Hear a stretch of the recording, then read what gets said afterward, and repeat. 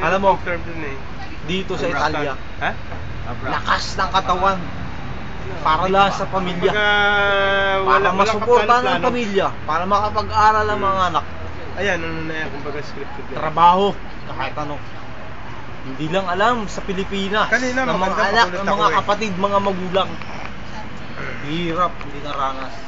Nagtitiis na walang allowance, walang pera dito sa Italia. Pero wag lang kalimutan yung mga anak. Kaya ito, ngayon, piyesta. Heineken na kasama. Beer sa Pilipinas. Inaaliw ang bawat isa. Para naman, sa isang linggong pagod, may isang araw kami kasiyahan. Di bale ng iba namin mga kabarkada. Eto, tinutukod ko si Mark. Vaticano. Eto si Mark, yan. Kahit hindi magtrabaho yan, okay lang yan. At saka ito si Jackie, matitibay yan. Matitibay sa inuman to. Sa inuwan to. Itong si Roman, pagbunot ng wallet niyan, lalabas niya ng 5 Bili ka ng panibagong Heineken.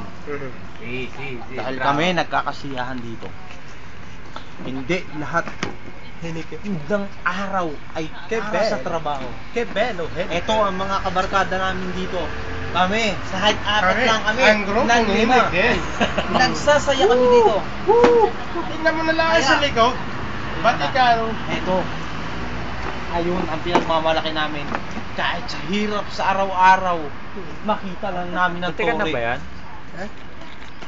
Napapawi ang pagod namin sa mga puso namin. Naalaala namin ang mga Vaticano. pamilya namin dyan sa Pilipinas.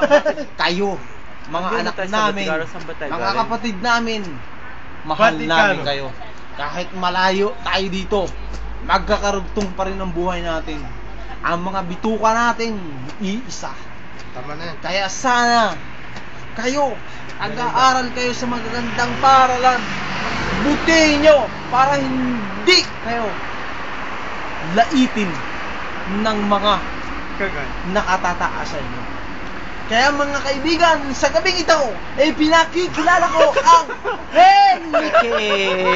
Grazie!